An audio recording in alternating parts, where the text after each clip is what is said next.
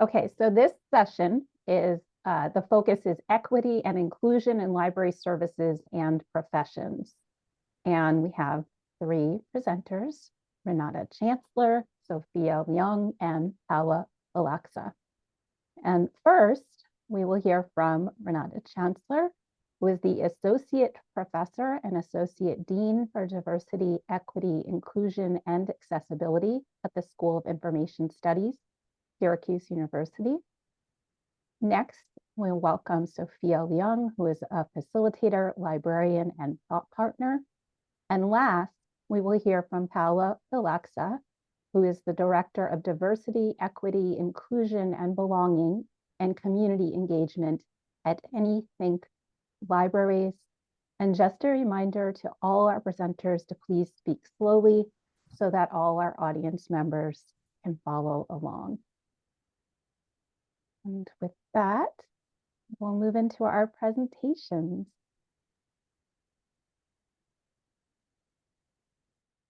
Thank you. I'm going to go ahead and pull up my slide. Thank you, Rachel, for the invitation to speak today.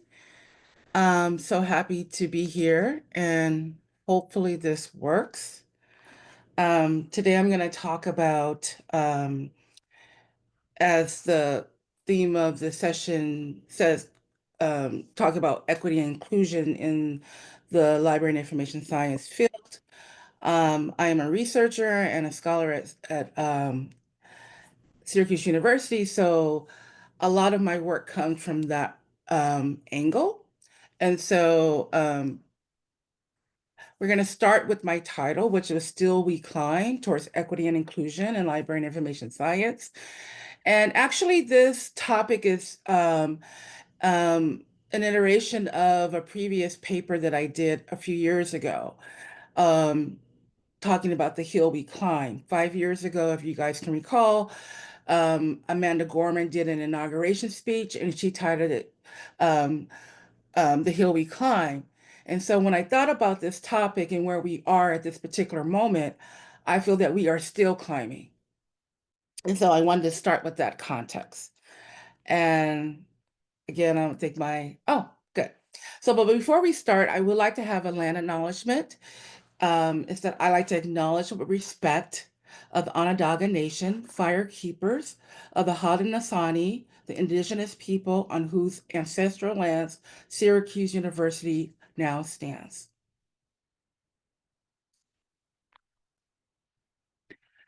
So again, in thinking about this whole metaphor of climbing hills, and it gives the impression of, well, there's obstacles to overcome, but also gives this whole impression of that as you're climbing, hopefully you're building. And I think in this particular moment in the world, many feel that there are so many obstacles that are seem unsurmountable or insurmountable, as well as within the profession. And I kind of like to start with this quote by Nelson Mandela, who talks about, after climbing a great hill, one only finds that there are many more hills to climb. And so just because we have climbed one hill, there are always going to be hills to climb. And I see that that's evident not only just in the larger society, but it's also evident within the library and information science profession. But I wanted to kind of remind us that the history in America and libraries seem to be quite aligned. And we can't really talk about the challenges that we have in our profession without really looking at the overall historical climate. And so I wanted to also, this reminds me of, how far we've come, and also the obstacles that we have encountered along the way. So the next couple of slides shows timelines of ALA and American historical events, just to kind of remind us that these challenges that we are experiencing now aren't that much different than challenges that we've uncovered or that we've experienced historically.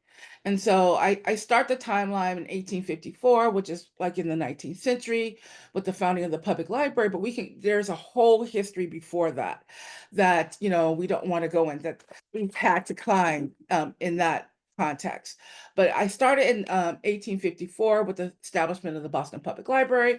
And I start there because I feel that that is the first modern, in American public librarianship history, that is the first library that was really built with the intention of being free and open to everyone.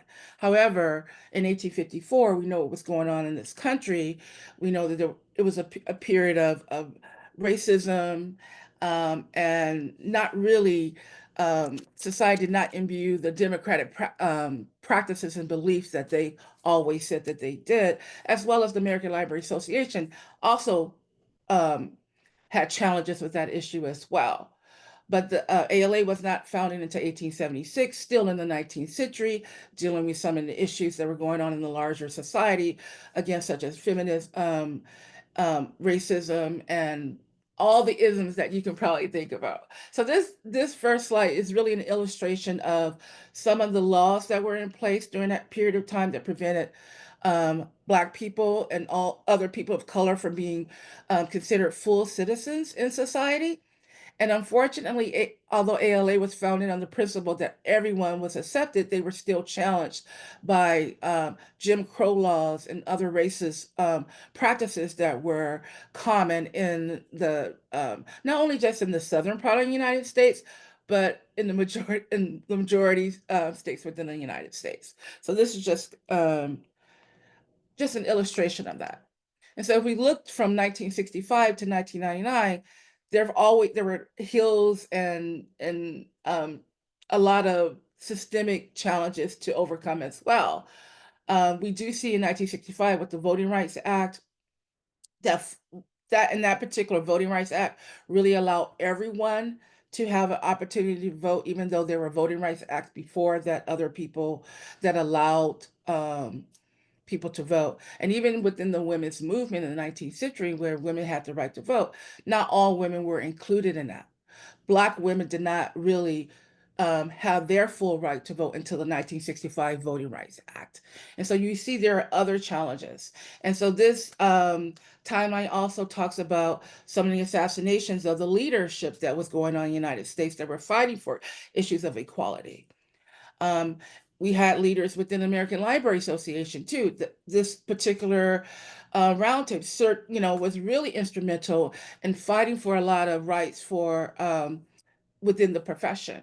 There were leaders that have emerged from the ALA, leaders such as E.J. Josie, who fought against um, desegregation within the profession, and was really largely attributed to bringing the profession whole when he challenged ALA to not allow membership to some of the southern states to not allow full membership of ALA to some of the southern chapters that would not allow full membership to Black librarians. And again, there is this whole history. And you see on this timeline, 1980s, the affirmative action to reverse discrimination was kind of implemented. There was modes of methods to kind of bring in fairness and equality in the educational system. And then there were challenges then, just like we have challenges now. They're not I far. forget to ask, what needs to go to conservation tomorrow? Oh, sure. Please make sure you're muted, everybody. Thanks. So we're not too far from where, we are now, what we're experiencing now, even though it does seem like we're in a period of time where things are just probably the most dismal that we've been, but there is this history there. And I also add this whole idea of technology that was a rise that came to be in the 1990s. Also, in of itself is not a bad thing, but it has been used as a tool to further um, um, spread hate. It's been used as a tool to weaponize information to promote disinformation. So those are also challenges that the profession faces. Although that we've always been about information understanding misinformation. It wasn't until 2016 that this whole idea of false news really made it to fake news made it to popular, to the general society, even though our profession has always fought against that. So let's look at from 2000 to 2021, which is a good span of time. There's been challenges there. We've had the election of the president 45, who is 2016, which really is the beginning of, in the last 10 to 15 years, there's challenges that we're experiencing right now. And all the policies that they tried to put in place to kind of erode a lot of the history and a lot of the progress that have been made.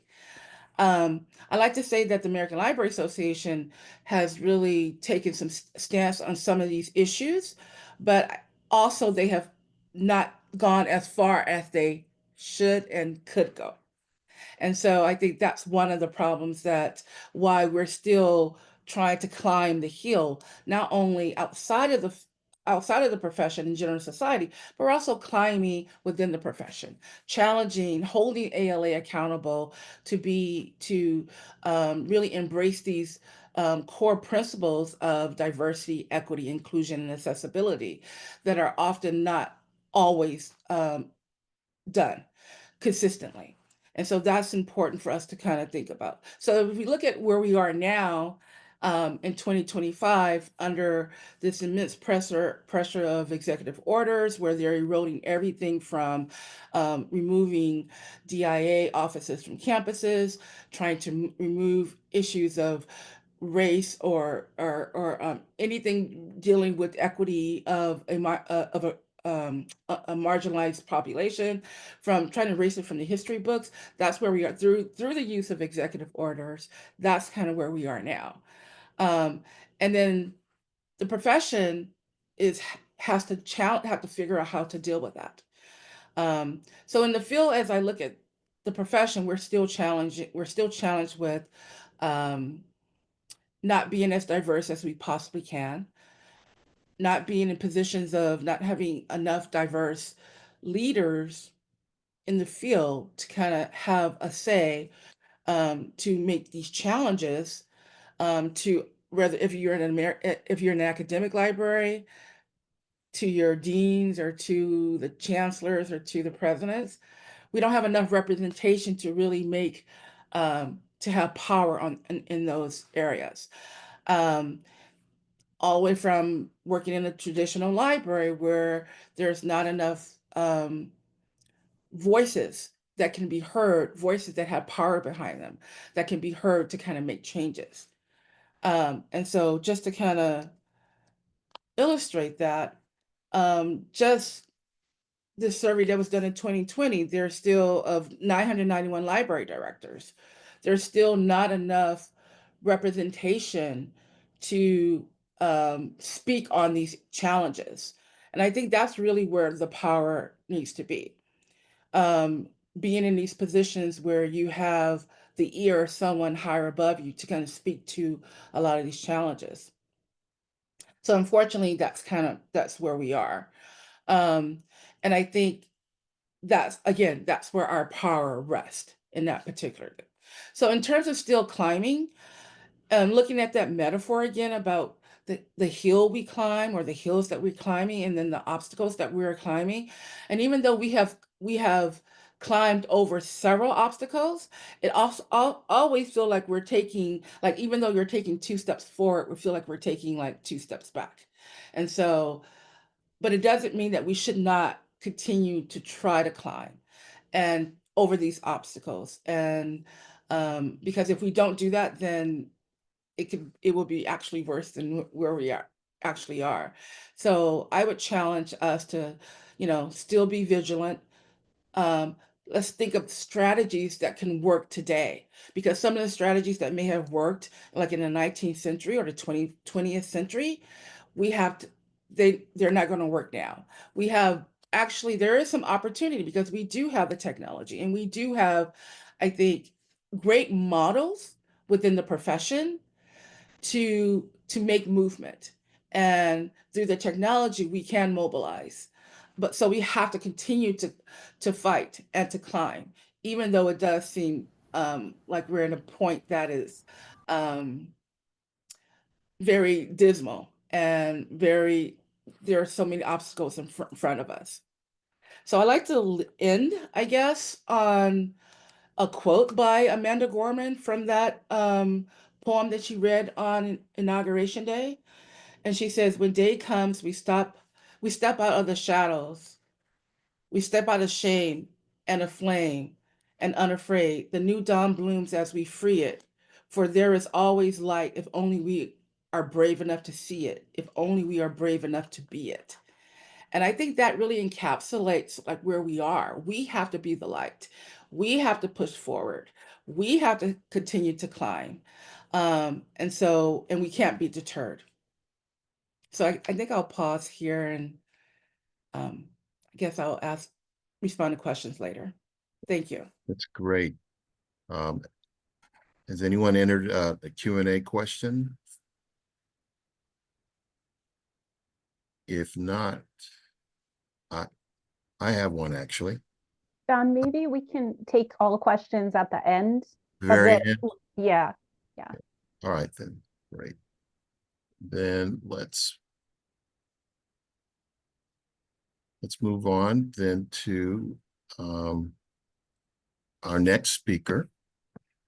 We're welcoming Sofia Leung, who is a facilitator, librarian, and thought partner. Sofia, please. Thanks, Don, and thanks, Rachel, for inviting me to be here. So obviously my name's Sofia Leung. I'm speaking to you from the traditional and unceded lands of the Lenape people.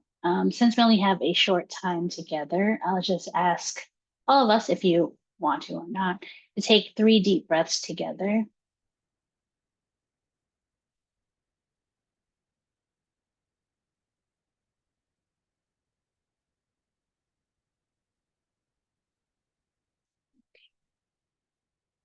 So I just want to take a moment to ask this question and ask you to think about it. Why do you do the work that you do? And obviously it's a big question and I'm not asking or expecting you to fully answer it right now, but just think about the first thing that comes to mind, right? Like what are some of the stories that you've told about yourself about why you do this work? And of course, please put it in the chat if you feel called to do so.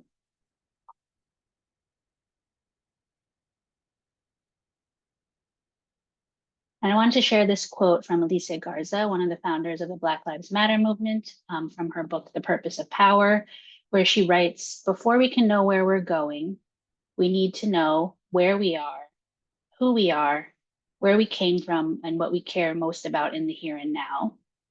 And I really like this quote because it establishes a process for how we move forward in any project that requires transformative change, particularly through an anti-racist and anti-oppressive lens. And it asks us to look back at our history to understand the current context and what led us here before we can even begin to plan our path forward, which is why I'm so glad that Renate went first and gave such a wonderful and detailed history of libraries in the context of the larger US history. So with that in mind, I wanted to also share some guiding questions from Eve Tuck and Kay Wayne Yang, which is an introduction to their book called Toward What Justice? Describing Diverse Streams of Justice in Education. And they asked us to imagine visiting one another in a specific historical moment and to wonder, quote, what is the project here? In asking this question, we are trying to understand what is at work in all of this work. What does this work care about? What animates and compels this work? And what does this work believe about itself and others? So for me, these questions are digging deep in, to uncover the ideology, the intentionality behind everything that we do, right? These are important questions because if we don't ask ourselves these questions, then we begin to unconsciously perpetuate harmful ideology like white supremacy. So to zero in on one of these questions, Obviously, we all have our own motivations for working in libraries, which we may think drives our work. We all like to tell stories about ourselves and what we think we're doing. And many of us also believe that our work in libraries serves the public good, and therefore that we as people who work in libraries by extension are also quote unquote good. And if you've read Fobazi Itar, her concept of vocational awe, which is the idea that, quote, libraries as institutions are inherently good and sacred and therefore beyond critique, end quote. And you know, the thing about critique is that a lot of us immediately feel discomfort and fear when we even hear just that word critique, right? We see it as someone trying to challenge us in a negative way, someone's trying to resist our perspective, or someone's just being difficult. And this is a product of white supremacy culture. And maybe for some of you, even when I said white supremacy, your shoulders went up, right? So I'll just ask you to take a deep breath if you feel that your shoulders are tense and tight, and I'm going to do it too. I just want to pause and ask you, like, why did you tense up when you heard white supremacy? And you can feel free to write your own thoughts down on your own. You don't have to share if you don't want, if that's something that happened for you. And I want to define what I mean by white supremacy. And if you've heard me speak before, sorry, this is like the same definition I use every time because I think it's so useful. It's from legal scholar Frances Lee Ansley, which states, by white supremacy, I do not mean to allude only to the self-conscious racism of white supremacist hate groups. I refer instead to a political, economic, and cultural system in which whites overwhelmingly control power and material resources. Conscious and unconscious ideas of white superiority and entitlement are widespread, and relations of white dominance and non-white subordination are daily reenacted across a broad array of institutions and social settings. White supremacy is an ideology that dominates social, cultural, and economic systems. It's creating hierarchies. It disenfranchises anyone who falls outside of that ideological spectrum. So exactly like those people who aren't considered white, Black, Indigenous, or people of color, or anyone who doesn't perform quote unquote whiteness in socially acceptable ways. So that could be disabled folks, queer and trans folks, people who are religious minorities, etc. Right. So this is to say that white supremacy isn't good for anyone, including white folks. But it is an ideology that's at the very core of all of our systems and services. But most of us don't recognize it because it is a system of control within which we all live and have been indoctrinated into. And it uses the social constructs of whiteness and racism as its main tools of domination. So to give you some examples, to consider how white supremacy is at work in libraries, probably many of you already know this example of the Tougaloo Nine, who were a group of Black students who were barred from using both the main library at Tougaloo College and the Jackson Public Library because of segregationist policies. So here we see, quote, a cultural system in which whites overwhelmingly control power and resources, right? From barring these students from using material resources, which in this example are library spaces and collections. And then Ansley continues, quote, conscious and unconscious ideas of white superiority and entitlement are widespread because Black folks were considered inferior to white folks, and therefore white folks felt entitled to exclude the Tougaloo Nine and all Black folks from both libraries. And then finally, the last part of the definition, relations of white dominance and non-white subordination are daily reenacted. So the Jackson Public Library workers called the police on the Tougaloo Nine just for having the nerve to sit down in the library. And this resulted in the students being forcibly removed from the library, arrested, and then sent to jail. And I want to highlight the fact that this happened in 1961, which is really not that long ago. In fact, we are still very much deeply complicit with white supremacy ideology today. We don't have to look too far into the past. And this instance that I also share a lot is because it happened at my alma mater, Barnard College, which is from 2019, where Alexander McNabb, a Black graduate student, was violently restrained by campus security for trying to enter the library where he had every right to be. And I want us to think about what in a library is so precious that we have to have security officers in place to enact violence on people just trying to go about their business, right? Just trying to study or borrow a book or maybe take a nap. all of which he was allowed to do in that space. In their book, What is Culturally Sustaining Pedagogy and Why Does It Matter? Education scholars H. Sami Alim and Django Paris write, the purpose of state-sanctioned schooling has been to forward the largely assimilationist and often violent white imperial project, with students and families being asked to lose or deny their languages, literacies, cultures, and histories in order to achieve in schools. Our libraries are complicit in this same white imperial project, right? It's asking all of us to understand research and therefore knowledge as something that must be written down and published by someone, usually a white man with multiple degrees, and that is then put on our shelves without any context or positionality. And these are, again, standards of whiteness that people must follow if they want their work to be validated and included in our curated library collections. And I recently read about some librarians at elementary school in Fort Campbell, Kentucky, who were reading books that contained references to slavery, the civil rights movement, and anything related to diversity, equity, and inclusion because of a letter that they received from the Department of Defense Education activity. And I know it's hard to believe that in 2025, we're living in this fascist state that will act against its own people who speak up against it. But we were never really that far away from it, right? If you think about it. And if we're really interested in moving towards equity and inclusion in libraries, we need to first understand our own role in perpetuating these systems of oppression as library workers who are working in state institutions, right? We need to understand how all of these things are connected and how our libraries are just microcosms of the larger structures of oppression that exist in our society. Because, you know, the risk does vary depending on our race and citizenship status, as we can see from the recent arrests and disappearances of students like Mahmoud Khalil. So I really ask us to work together and in community to build our collective power, not just in our libraries, but also more broadly politically. Thank you.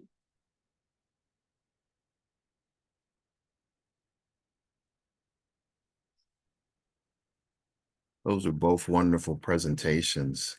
I'm sure there are folks out there who want to dive in and ask more pointed questions. Let me take a look at the Q&A, if I can see it. Those who are on the tech team, I cannot see anyone. Any questions in the Q&A? There are currently no questions in the Q&A. All right, then my vision is good. So I've got some. Let's see. I'll ask Renate.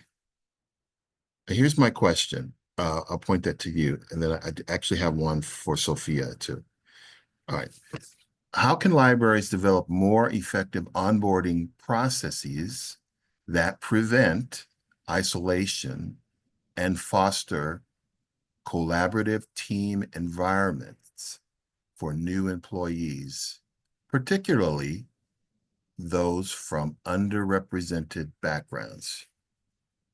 I'll repeat that if you wish. I think I got it. I bet that's a great question. It's kind of a loaded question, but Yeah, it is. yeah. Well, first, I think it starts before the onboarding, right? So I think the library should have a staff that's representative of diversity, right? So I think once you start there, then the onboarding process should be whereby selection, prioritizing diversity, equity, inclusion throughout the policy of the organization as well. I think that's as equally as important as recruiting. And in the recruitment process, don't just do like just check a box, right? Oh, we have one African American, we have one Asian American, we have one representative from the Latinx community. It can't be that way. You have to prioritize that you want your organization to be diverse, not only just in person, but also in practice, through the programming, through the services that are offered. So it should be from the top down. If you're working in an academic library, it should come from the chancellor. It should come from top down. So I think that is key. That's paramount before actually bringing someone in and making sure your organization is supportive of and in alignment of hopefully the mission and goals of the institution. So I think that's primary. And I'm not sure if I recall the second That's part. it. No, you got it. You nailed it. You Okay. actually nailed it. So thank you very much. I really think that's important. If you don't have that, what's the whole point? Yeah, yeah. All right, Sophia, I have a question for you that was in the Q&A. Given the current political landscape, how can we continue to make progress advancing social justice initiatives these days? Yeah, big question. I don't know if I'm going to answer it, but I guess my thoughts are, as someone who tried to work on things while at work, I'm not sure that was always great, right? I think not only did I have colleagues and people around me who supported me, I also had people who didn't support us and who constantly tried to stop me from doing that kind of work. And so I think part of what needs to happen, as I mentioned in the talk, right, that all of these things are connected. The things that I do at work may or may not make any change at all. And maybe the change is so small, it only affects one person if it even does that. And so I think some of the work that needs to happen needs to be organizing outside of libraries, right? That the impact that we're having inside libraries, sure, we can change our policies, we can hire on more people of color at work, but if we're not changing like the larger political landscape, as the question is asking, right, I don't think there's like a whole lot that can change in libraries themselves. Because again, these institutions were not created to actually be open to all, right? The initial, the start was to be just for a certain group of people. And if we say like, oh, how do we change that? I mean, it's pretty hard because it's all the way in the structures of the systems we're working in. So I think it's to go out to the larger political landscape and see like, where can I organize in my local community? Can I get on the school boards? Can I work with my neighbors? Like, how do we build small and local? And I think that will have ripple effects later. That's great. That's great. Sophia, you got another question here. Oh, sure. Says, please talk about the social responsibility of library workers have to protect their users and colleagues in the face of ICE using libraries to detain people, and how to build a community of practice around this in their libraries. Okay. All the big questions today. Big questions. Yeah. So again, right, I think it's really hard to ask people to do this necessarily. I think this is a value either you have or you don't have, where you're like, these people are part of my community. I care about these people and what happens to them. And if someone's gonna like come into my work and then try to, like ICE is coming into my work and trying to arrest people, I think again, it's like who are the people around you at work? Who are the people who can, because no one's asking you to do this by yourself. I don't think it's possible for like one person to like protect everybody at work, right? I think it's, again, how are you, as one of my favorite podcasts say, like linking and building with the folks around you, right? To say like, if I already have this community in place, if one person from our community is being threatened by ICE, or if several people are, then all of us together would hopefully come together and protect these people, right? That, I mean, even like I forgot her name, but the student on the street who was just like arrested by a group of plainclothes ICE officers or whatever in Boston, right? That nobody around her was like, oh my God, what's happening to this poor person? Nobody around her was like, look at all these men who are just swarming one student, right? One person who's just trying to go home and break fast. And if we're just allowing like folks to be grabbed off the street, I think that's like a larger question we have to ask ourselves. Like, are we just going to allow this to happen, right? In our community? Are we just going to allow folks to just be grabbed at work, at home? Like, or do we actually care about the people around us?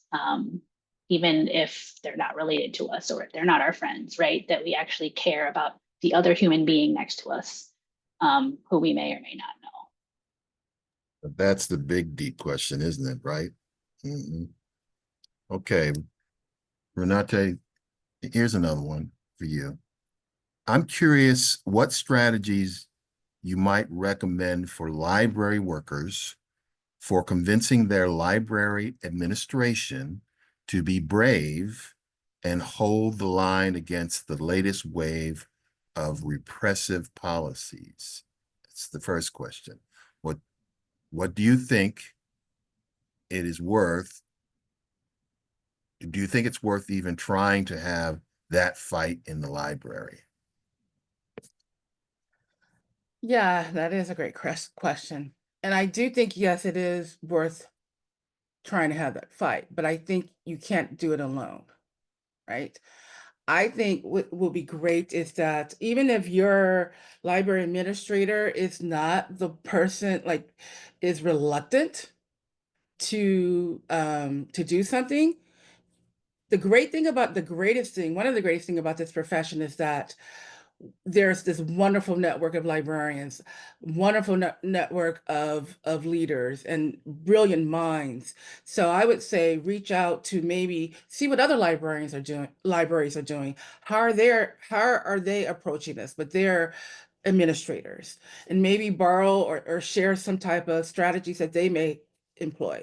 But I definitely think it is something worth bringing up, and hopefully you have an administrator who is open to them, and hopefully you have other colleagues in your library that is also open to that as well. So yeah, that would be my advice. Okay, that sounds great. I think we're getting close to time, I believe.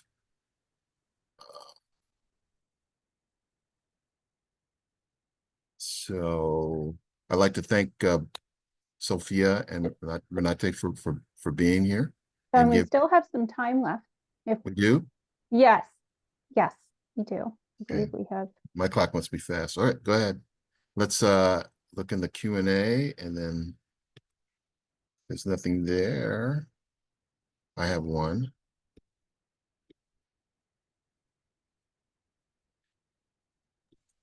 Don, it looks like there's some questions in the chat as well. Okay, If you wanna great, take a look great, at great, those. great. All right. I'll go to the first one I see. Okay, so I'm going to throw this out to either. Diversity is not the issue, equity is.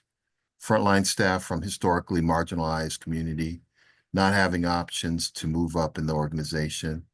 Who is responsible to create those opportunities for all staff? You can choose who wants to answer that. Flip a coin. I go first, or Go ahead.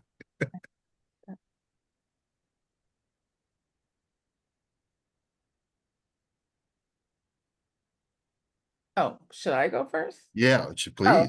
Yes. So you're absolutely right. Diversity is important, but equity is probably more important to make sure that everyone is treated fairly in the workplace. But also the inclusion element of it is also important, right? Because you want to feel like that person is going to be, feel like they belong to the organization. And so unfortunately, it relies on someone who has strong leadership, who imbues that same type of ethics, right? That everyone should be treated fairly, that everyone should have, in terms of not only just in terms of how things are behavior, policies, but also in terms of pay, all of that is as equally important. In terms of the whole, and also that impacts the entire climate and the culture of the library or the organization. So once you're perceived as not being an equitable leader, I think that's where really problems really come into play. We've all been in situations where there has been like your manager who is not really fair and equitable. They treat one person over the next, better over the other because maybe they're friends with that person. That never bodes well, and I think that's connected to the whole belonging aspect of it as well. So definitely, I think strategies, this whole equitable bent, or whatever I should say, core principle should always be promoted, enforced in the library. And I think if we see that it's not, I think we have to speak up about it. We have great models in library history who have spoke up about these issues. And I think those are people like I said, E.J. Josie, Clara Stanton Jones, Augusta Baker. There's like so many people who have been role models who have spoken, What's up? to speak up. And I think we need to also Yeah. take borrow from there or use them as a model for how to function within these spaces. That's a great answer for a very difficult question, by the way. So the next one is, I'm going to take it as a question, but I believe it's more of a comment, but let me just read it, okay? It's useful to think along class lines. Most white people are workers who are exploited at lesser degrees than others. They don't determine foreign policy, wages, immigration practices. However, many are bribed into thinking they are superior. Building struggles against capitalism can promote social justice, and organizing on the job can be the strongest action to take. Actually, anything that unites us is critical. Interesting, right? I like that. In fact, I'm going to copy that so I can keep this comment. How do our panelists have any response to that? No, I agree. I like it. I agree as well. Mhm. Okay. All right. How are we doing as far as time? We have more? Yes, we Okay. got up to 13 minutes. Yeah, I love it. Okay. So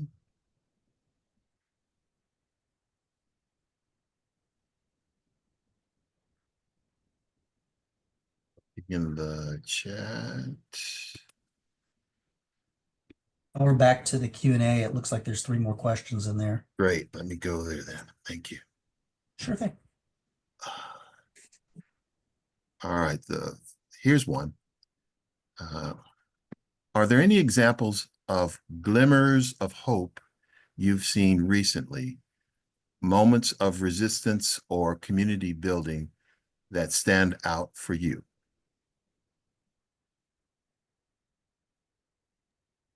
Sure, I can answer that. Sometime last year, actually like an old library school friend who I like reconnected with recently invited me to join like a group of not just library workers, but just I guess library lovers who I'm in New York City, and at least at the time of the organizing when it began and I joined it, the mayor was as usual trying to cut the budget for all the New York City public libraries. And so this group of people was trying to organize to push back and say, no, actually, we need to be increasing the library budget.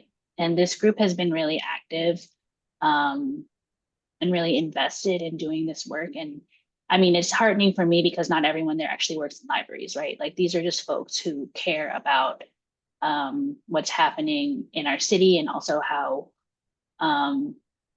the library budget isn't the only thing, obviously, that they care about, but it's connected to all these larger issues and even, organizing super politically around it and doing like all the hard work that needs to be done around that.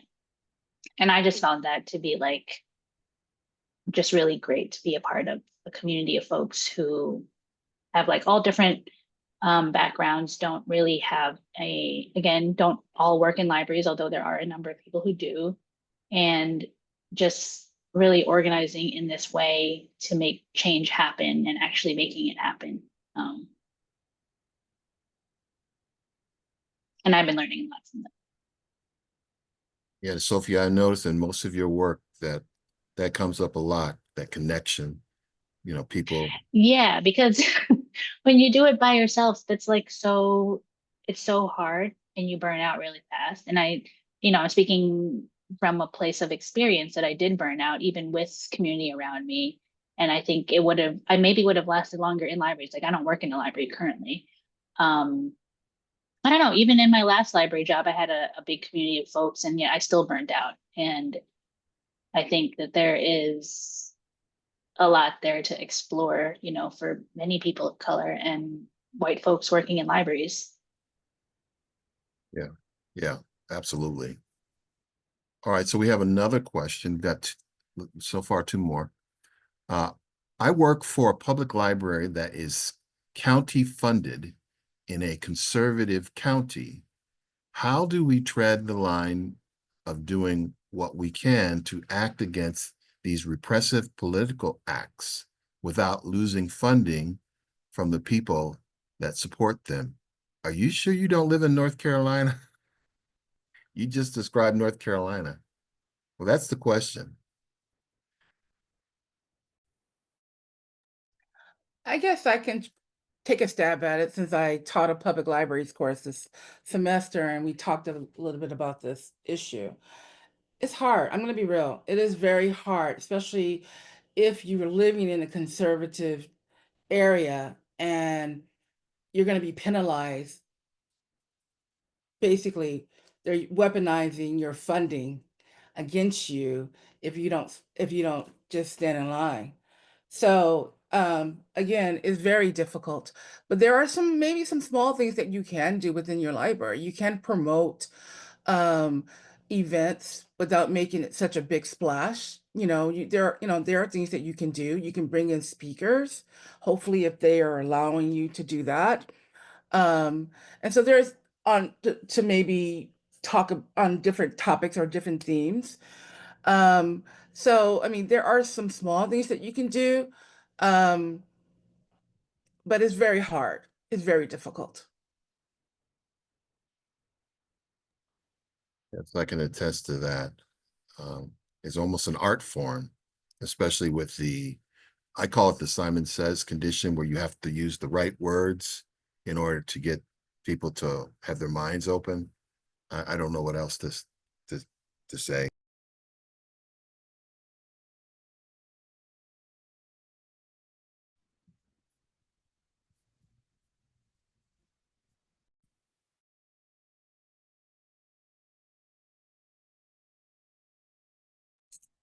Hey, Don, you somehow became muted there. I assure you, I said the question very well, so I'll say it again. What do you see as the role of the white community in dismantling white supremacy in our libraries? I assume that question's for me. I think that is the role of the white community. I mean, I think it's the role of everybody, right? Because again, as I mentioned in my talk, white supremacy it doesn't care if you're white or not. It only cares that you fall in line with the dominant way of doing things, right? So every time, I know that sometimes this has been weaponized, but a tool that I really like to use is White Supremacy Culture Characteristics by Tema Okun, because it helps identify in myself, like, right, what am I doing? How am I showing up that is actually a white supremacy culture characteristic? And you can see also more clearly with white supremacy culture characteristics that how capitalism is intertwined with white supremacy, right? That all of the isms are connected and that you can't just dismantle one without doing all of them. So I think looking at ourselves and saying like, oh, how am I perpetuating this before like looking at other people? Because of course it's always easier to see it in everyone else around you instead of in yourself.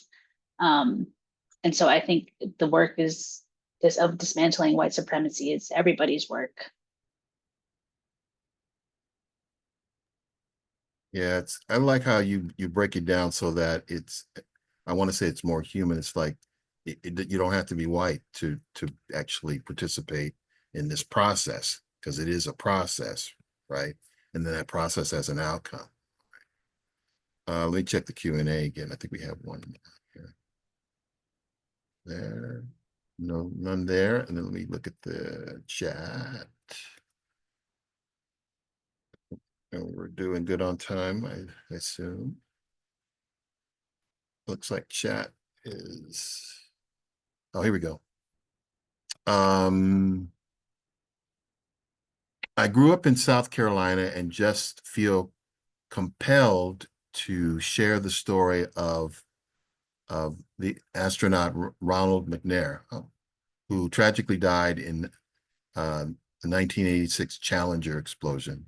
His story and the stand he took against his segregated library when he was only 9 years old is something that I always share whenever I'm given a professional presentation.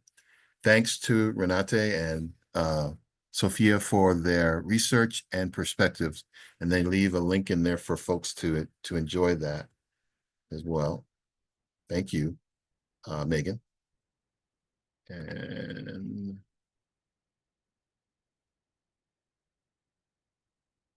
we've got something else. Is that it? All right.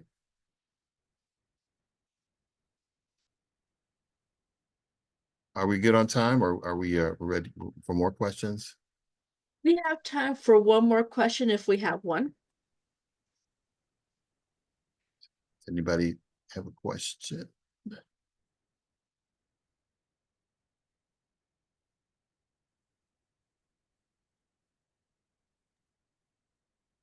Hey, Don, Yeah. I can't actually enter into the That's okay. Q&A, so if I Go could ahead. ask a question. Sure, All right, go ahead. perfect. Thank you. Renate, in your presentation, your portion of the presentation, you talked about how ALA is holding back on a lot of these issues. So if you wouldn't mind, in your opinion, why is ALA holding back and not pushing back more forcefully on anti-diversity, inclusion, and equity issues and programs? And then a second part of that would be, and how can the rest of us that are within ALA convey the importance in speaking up on behalf of our colleagues and state associations that are being besieged by these anti-diversity, inclusion, and equity and book bans initiated by their state legislators? Okay, thank you for the question. That is a loaded question as well. I think historically, and I think Sofia kind of alluded to how the profession was founded, right? The profession was founded on this very by elitists, by predominantly white men. And I think the profession has not been able to get away from that. In addition to that, they like to utilize this neutrality argument for not being going full speed on some of these issues, or really going there against anti-racism or anti-sexism, and I think it's because it's almost like they cherry pick, right? They cherry pick the things that they feel like they're not neutral about, but then they use the argument of neutrality when they don't want to deal with issues like, like what happened in Baltimore when they had the uprising, when there was murder, or what happened elsewhere with all the issues that are going on in the country. So they don't want to choose that. And I think particularly race is an issue that is quite sensitive to people who are not does not represent a racial marginalized person, right? So I think that is really what it is. It's uncomfortable to want to take that issue and deal with it from their perspective. But so they kind of like, well, we don't want to deal with that. right? So I mentioned earlier that historically the profession did not want to deal with it in the 60s, in the 50s and the 60s, because no one wanted to deal with that. They want to be a profession that is open and inclusive to everyone, but they don't want to tackle that issue of race. And people, like I said, E.J. Josie said, well, we're going to deal with it. And I think people today need to say, well, we're going to deal with it, you know? And there are people, librarians, who say, okay, we are going to deal with it. But how far can they really go? And so I do think that it is up to people, librarians who are, and like I said, it doesn't have to be someone of color. It should be someone that represents the Caucasian race to speak of, because they, I think they also have fallen to, okay, we're allies, but I think they need to be more vocal, more at the forefront, and, you know, speak out against. And I think that's a large part why there's been a modicum of change, I should say. There hasn't been a whole lot of change, because ALA holds us back. People, individual issues hold their back, not wanting to deal with this, not really wanting to have frank conversations and open about what it is that we're dealing with, because they want to say, oh, we're just a library and we have, no, we are like the bedrock of goodness. And we do have those great attributes, but you need to understand the side that is not so nice as well as not so good. And I think people just don't generally want to talk about that.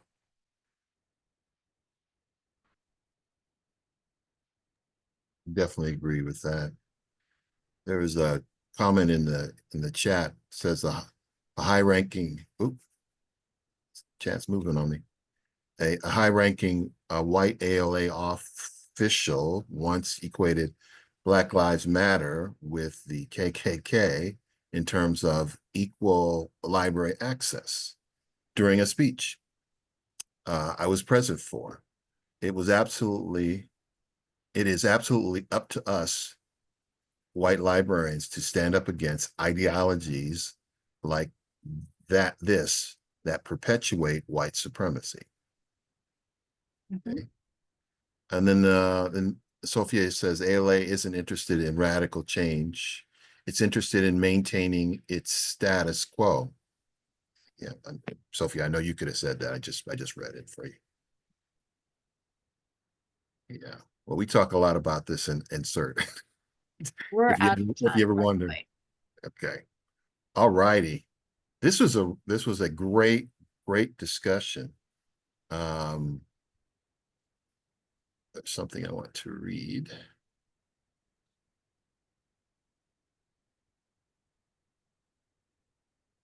Yeah, here we go. So I guess in closing, I want to thank both of you for your wonderful comments to get us all thinking and hopefully inspire us to be involved. And I also want to give thanks to the CERT team for handling the tech and chat. Thank you guys for getting me back into the chat. I do appreciate it. CERT is committed to ensuring that all our programs are diverse, inclusive, and free for attendees. But to do so, we rely on support from the ALA membership and direct donations. Now, you can help champion our roundtable's mission by donating at the link provided. And I can put that in the chat. And or joining CERT as a member. We'd love to have you. You can make a great general gift or select CERT task force or award your wish to support. Please help us maintain our high quality programming, core values that sustain it, and our commitment to accessibility by making a donation, becoming a CERT member, or helping to spread word about our roundtable and events. Thank you so much. Our next session is how can libraries support immigrant and refugee communities, which will start in 15 minutes at 11:45 Central Time. I hope you can join us. Thank you all for your wonderful participation and wonderful questions. Thank you, everyone.